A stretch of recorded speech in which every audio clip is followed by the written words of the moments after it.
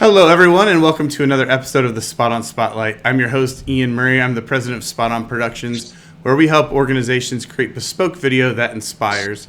And in that vein of inspiring, we are having a wonderful conversation today with a gentleman I've gotten to know recently who's going to talk to us about sales alignment with your operations team and why that's so important.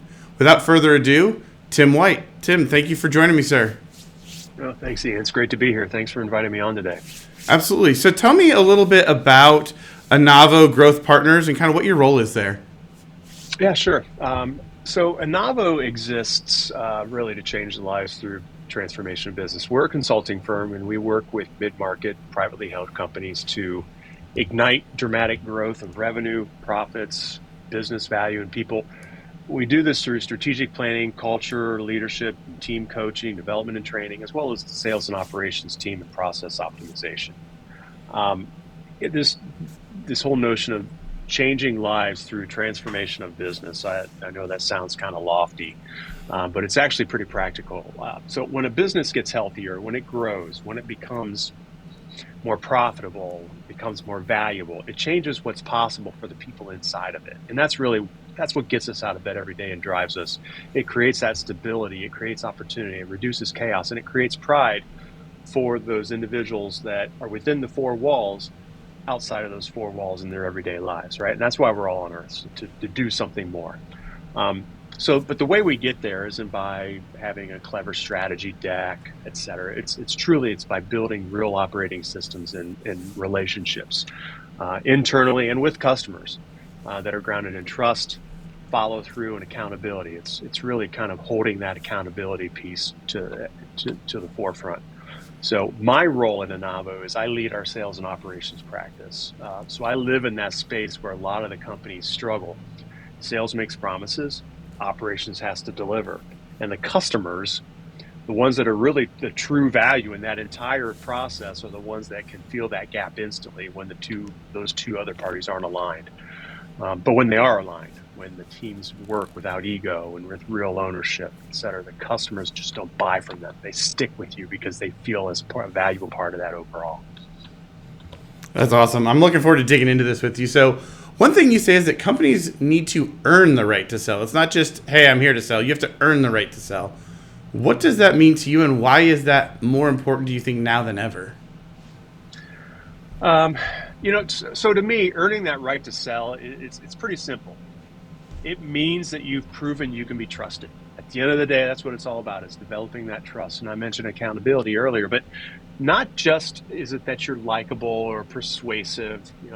Anybody can put on that outfit on a daily basis, but truly that you follow through, you do what you said you were going to do, and you show up when it really matters, not just when things are great, right? And I think it's important more than ever because customers are tired. They get bombarded on all different fronts. The advent of AI is just one piece of what has made people feel more fatigued in the process. Tons of other suppliers out there, competition, internal challenges, whatever the case may be, they're being pitched to all day long. Everyone says that they're great. Everyone says that they have the solution. But at the end of the day, most offerings all look the same when it comes down to the paper. So the real question customers are asking isn't, is this a good product? The real question is this a safe decision for me? We got to take this down to the individual level. At the end of the day, it's one person making a decision to do business with another person or entity, and they're putting themselves out there in some level of risk or jeopardy. They're thinking, if this goes sideways, am I going to look bad? Am I going to be the person who made the wrong call, right? Is this vendor going to disappear after the contract? Back in the day, and I'm going to date myself here, there was a mantra out in the industry that you can't go wrong if you pick Big Blue, right? And that was IBM, and that mentality really stuck. So everybody chose IBM because they knew that even if it went sideways, hey, I picked who they said I should pick, right? Everybody knew that it won't go wrong with them. So what that really earning the right to sell is putting that personal branding into the equation overall. And getting that true depth of relationship there through understanding. When you earn that right to sell, you remove that anxiety. You make it safe for them to choose you. And you don't do that with a pitch. You do it with consistency and follow through on just a regular, everyday basis. Nice. You shared a very powerful analogy with me when we were talking before this about sitting at the table versus sitting under it. How does that illustrate that mindset shift that sales teams need in today's fast-paced AI market? Yeah, that one that really resonates with me because it's how customers treat vendors, right? And there's a big differentiation.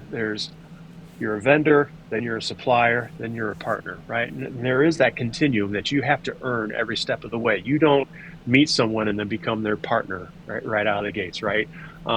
So if you're sitting under the table, you're a commodity. You're a line item in an invoice or in an overall budget, or et cetera. You're replaceable. You're competing on price and convenience. It's salespeople often hear, well, they had to drop their pants. Well, at the end of the day, that's what they mean. You're just competing on price and you're getting there. Or, hey, I was the easy choice because I was there at the time. If you're sitting at the table, you're a partner. You're really bringing that thinking, that engagement, that problem solving to the table with them. And you don't get there overnight. You don't get there by asking for it. You get there truly by earning it. And you're earning it. It usually means you're able to have real dialogue with the customer, not just sell at them. You ask the tough questions. You put yourself on the line by asking some of those questions, but you're truly challenging the thought process. You can challenge their assumptions. You can be honest about the trade-offs, and you can say, "Here's what we can do. Here's what we can't, and here's what it's gonna take to help you win." So at the end of the day, that's what everybody wants to do when they choose a vendor partner or vendor supplier partner is they want to win. And it doesn't mean being soft. It means being real, right? Customers don't need necessarily more sales energy. They need more clarity. They need to understand what it is that they're really getting into and who it is that's going to be doing it with them. And I said with them, not for them, because it is a true partnership at the end of the day. And that's what I think gets you, at the table is that partnership mentality, that dialogue that you have back and forth. Truthfully. Where do you see most organizations unintentionally slipping back into that transactional selling? And maybe what are some of those warning signs that the relationship is weakening or going south? Yeah, it's usually not an intentional thing, right? I mean, if Right. it is, then there's a whole other set of problems. But it happens. It's a slow drift. It's that drip, drip, drip over time that you don't even notice as an organization. It's when we get too busy or we stop being curious and we stop having those real conversations. It may have been the transition of a relationship, and we kind of took things for granted at that point. Whatever the case may be, we start to then revert into talking about features and pricing and the next step. It's not engaging that customer in an ongoing true dialogue and continuum of engagement. Some of the early warning signs are, though, pretty predictable. Customer gets less candid. Conversations get shorter. You hear, just send me a quote more often, or procurement shows up earlier in the process, right? The big red P that we all cringe when we hear, or you start feeling like you're chasing instead of collaborating. It's almost like when you're dating someone. It's the same kind of scenario, right? It takes a little bit longer for them to respond to your text, and it's one-word answers, or the emoji thumbs up, thumbs down, or all of a sudden they're not answering your call on a Friday night or whatever the case may be. It's very, very similar to that. And then internally, you can see that same shift, right? Sales blames ops for not delivering, or ops blames sales for overpromising, right? Oh my gosh, can't believe you sold that. There's no way we can do that. What the heck were you thinking? And at the end of the day, the customer, the true one that is that value of everyone in the equation, they're stuck in the middle, right? They don't know which way to go, and so they jet, right? So that's always the giveaway. If you're managing a relationship through email threads and status updates instead of dialogue, you're heading towards transactional, and that's a bad path. Yeah, that's not good. And that is always the challenge. Sales wants to get the sale, but can operations deliver on it? And if you don't have those two married well, you're definitely not serving the customer well, because it's going to cause all kinds of friction in that relationship, or dissatisfaction at the end of it. So you've led both sales teams and operational teams. That was part of your kind of what you're doing at ANAVO. How does aligning those two functions change that customer experience after the deal is closed? Oh man, it's such a sweet picture. It truly changes everything because that alignment truly creates the confidence. Um, every aspect of the process, right? Not just in the people, but in the process itself, and in the solution, and in the results, and everything throughout. It really kind of makes it sing. And if sales and ops are aligned, the customer feels like they didn't just buy a product, but they bought a team. They bought someone that's truly engaged and committed to their success. There's that continuity, there's clarity, there's truly shared ownership. Um, if they're not aligned, even small issues become big issues because the customer starts wondering, who's in charge here? Who's really in charge of this? Who's the one that's accountable? Because finger pointing can happen so quickly, and the customer has to start thinking, am I going to babysit this? If a customer starts to think that they've got to be that engaged in the execution or delivery of that which they bought, then there's a problem because they're having to do more work, and that's built into the margin, theoretically, of the deal. So the irony is most customers don't need perfection, though. That's when they're true partners. You don't need that perfection. They need predictability. Mm-hmm. They need to know someone owns it. Alignment gives them that. They truly have who's doing what, and who's who in the zoo, as the saying goes. But really, they understand, and they know that it's being cared for and being taken care of, even when things do kind of go wrong. There's a harmony in how it gets resolved. Do you see internal cultures where there's finger pointing a lot? I know I've seen this in the work I've done where sometimes our team is the production team that's really operations that delivers. It's like, oh, sales, they're just out there to get the sale done and they don't care about us. Do you see that affect culture internally? Oh, most definitely. One of the things that I like to talk about is positive friction between sales and ops. And let me explain what that looks like, right? So this topic is one that I typically bring up a lot, and it really, truly, it means a lot. It's often misunderstood when I say positive friction. People take friction to be a negative. Positive friction really isn't conflict; it's sharpening. There's a quote, and many of us have heard it and oftentimes used it, but as iron sharpens iron, so one person sharpens another. That's what sales and operations should truly be doing in that culture, right? Sales pushes that growth. They push that possibility. They push that speed. They challenge the organization to be a better version of itself than it was the day before overall, right? And that's every individual within the organization. Operations then brings the credibility. It protects that credibility as an organization for delivery, quality, etc. And it inspires sales to find more potential, more opportunities with the customers, right? So it's this yin and yang. It really, as we sharpen each other on a daily basis, it makes us all better. When you do it right, we sharpen each other, and the customer gets a better outcome. Flip side, when it goes wrong, when ego shows up, when the goal becomes going to win the argument and prove that I was the right one and they were wrong instead of the customer winning, right? We've got to make it so that on an ongoing basis, the customer is winning. Healthy friction in a dialogue, it sounds like this. Help me understand what we're committing to. Right? That's the first thing. And it shouldn't be said, help me, it shouldn't be said in a challenging tone. It should be, I need to understand because we want to make this the best execution possible. And then the next is, here's what it'll take to deliver on that, right? And then let's pressure test this before we overpromise or before we promise it, right? Flip side, unhealthy friction, like not my problem, or sales always does this, or ops they screwed the pooch again, man. The ops is just slowing us down. So truly, that standard is simple. If tension produces clarity and stronger delivery, it's healthy. If it produces defensiveness and blame, it's truly not, and that's a cultural thing. So we've got to get back to how do we develop that culture within our team, sales, operations, leadership, etc. This internal, three-legged stool to execute and provide this platform on which we're gonna sit our client and ultimately serve them to the best extent possible and make them a true member of our team and of our partnership and keep us at that table. And so when you and I have talked to help with that friction, it's really important that you have that sales to operations handoff really nailed down. And it sounds like a lot of companies really struggle with doing that well. What does a healthy confidence building handoff look like for both the customer and the internal team?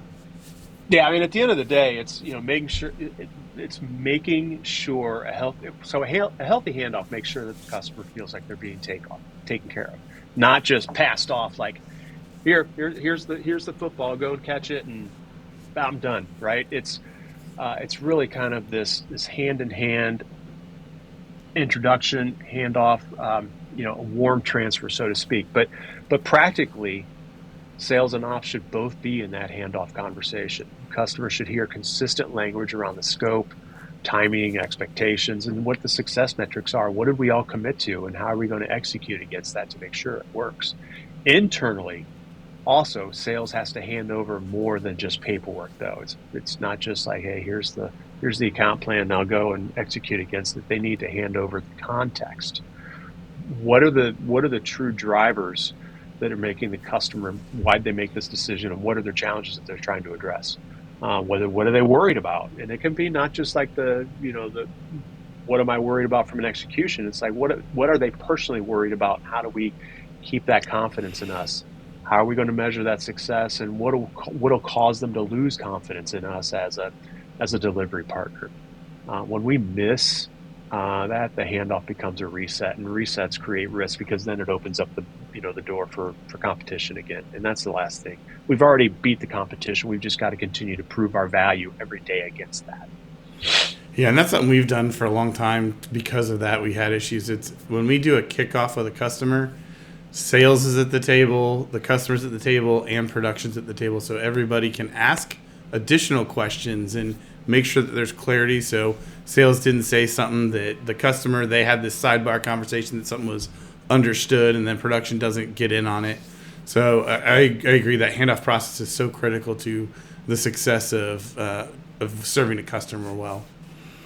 With that, I would also just want to say, I would also say, the handoff is incredibly important because it transfers that, it underscores and transfers the trust. Not that trust goes away from the person that sold or the team that sold it, but they're expanding that trust factor for those that are actually now going to be more directly and primarily involved.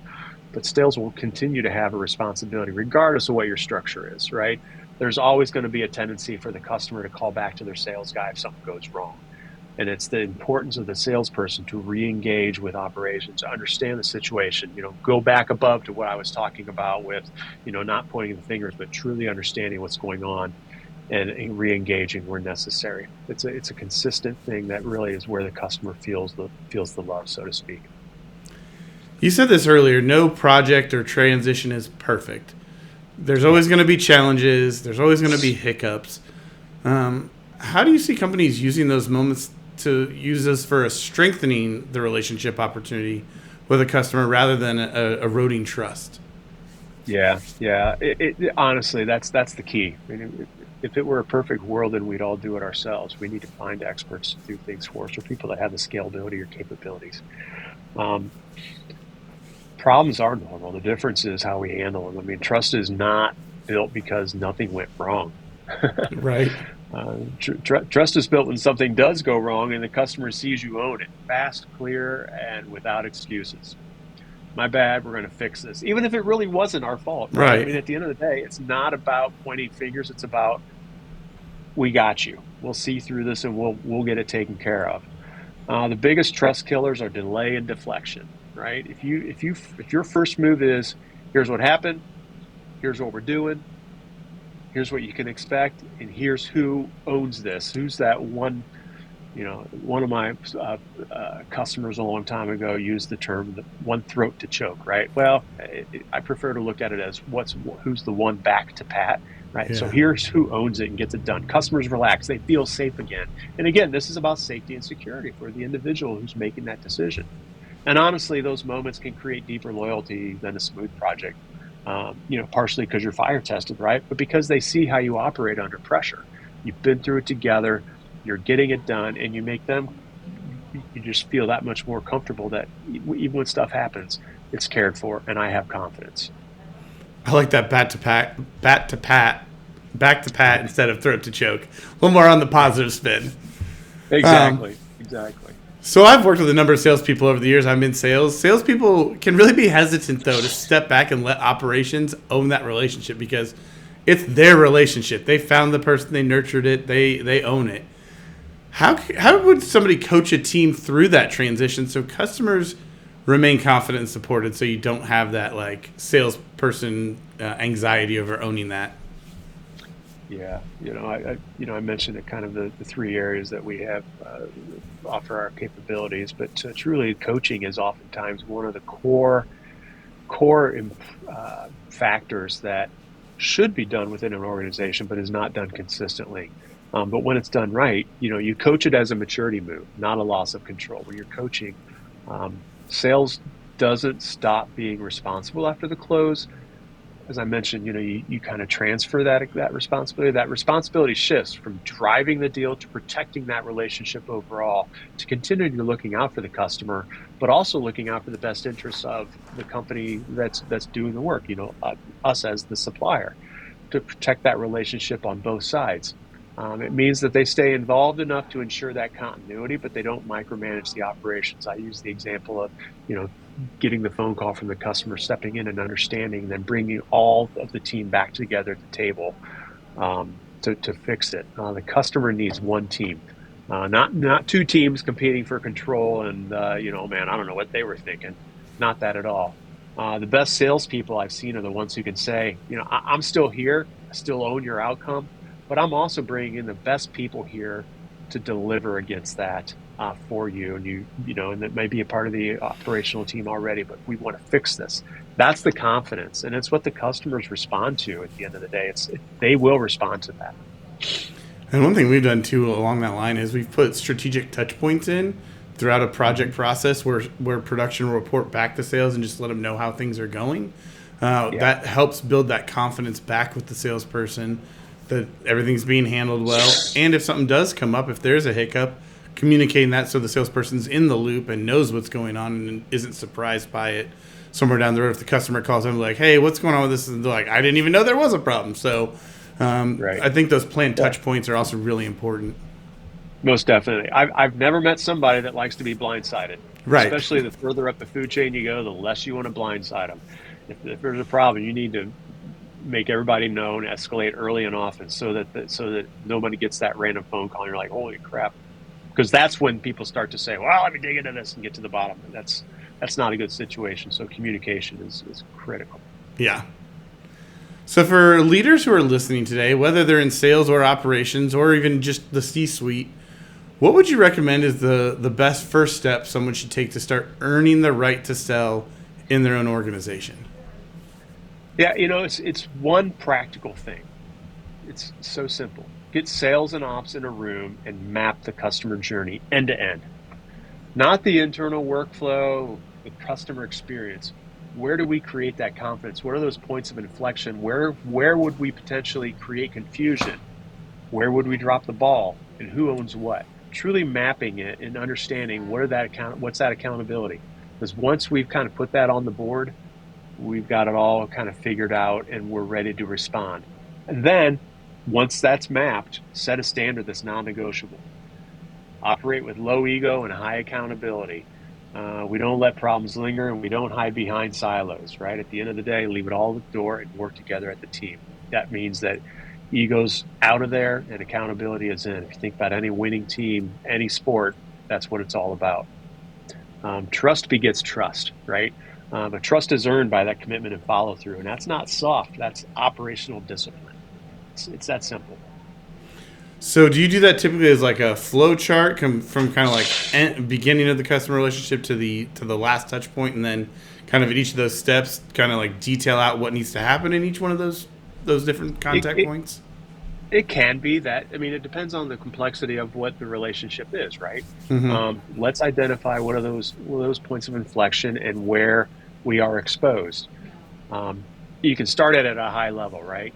Because you're not going to eat the elephant all in one bite. And then potentially you can work within each functional area and identify, hey, in this piece of solution, there's this, and this points of exposure. How do we mitigate that, and who's accountable for doing it? It's a pretty simple thing. If we understand our business, we should understand pretty easily where those points of challenge may come up. That's really good advice. So moving on to kind of my favorite question I love to ask, what's the best piece of business advice you've ever received? Yeah, that's an easy one, honestly. And it's one that I learned a long time ago, and I challenge myself on a daily basis to do it. I was driving down the road with one of my sales engineers. The guy was wicked smart. And he could, I won't get into the technical, he could make a solution like just on the back of a napkin from his brain. And it was like the most complex stuff. And I asked him, I'm like, man, what's it feel like to be the smartest guy in the room? He's like, Tim, you don't need to be the smartest guy in the room. You just need to be, I'm the most curious. You just need to be the most curious in the room. And that really struck with me. And we had a longer dialogue about it. But at the end of the day, curiosity demonstrates confidence, not a weakness. It shows you're not there to put on a performance, but you're there to understand. It opens the door to real dialogue because you ask questions, you dig into that nth level of understanding, and where you can actually get to the root cause and solve the right problems. That curiosity, it benefits you in all phases of life, not just in sales and in solutioning, right? It truly demonstrates your true interest in the party, the person on the other end, and it earns that level of trust at a sheer, core level. In my experience, overall, curiosity is one of the fastest ways to build trust internally with customers, because it signals you're here to help, not to win, right? I mean, at the end of the day, the more we help someone else do better. There is that win, but we're not focusing on the win. We're focusing on helping make them better. Yeah, curiosity, I definitely agree. Thinks, shows that you care because you care enough to learn more and ask those important questions. This has been fantastic. I've learned a lot. I think, getting people in the same room, on the same page on your internal team, and mapping out that process, making it visual, making it so there's some accountability around it too, will really help you make those customer relationships that above the table partnership and not transactional. So thank you for sharing that today. I really, really appreciate it. Yeah. My pleasure. I love talking about this, so give me a platform, and I'm always happy to talk about it and learn more on my end, because we never stop learning. So thank you. So if somebody wants to learn more, what's the best place people can find you online, or how can they connect with you? Yeah, best place is LinkedIn, right? I mean, that's the end-all be-all platform. You can find me on there, Tim White, ANAVO Growth Partners. And then you can go to our website also if you want to learn more about ANAVO. Our website is ANAVO Growth, www.anavogrowth.com. Either way, and I'm sure there's some links that they'll find in this broadcast that they can find me from. So, and I'm certain that you'll have it posted elsewhere so that they can find it pretty easily. So yeah, it's pretty simple. Excellent. Well, Tim, thank you so much for joining me today. I really appreciated your time. Oh, my pleasure. Thank you. Thanks again. If you've enjoyed today's episode of the SpotOn Spotlight, tap that follow button on Spotify so you don't miss the next inspiring conversation.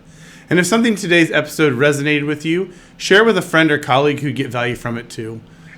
Thank you for joining us for another episode of the SpotOn Spotlight, shining a light on what makes business better, one story at a time. We'll see you on the next one.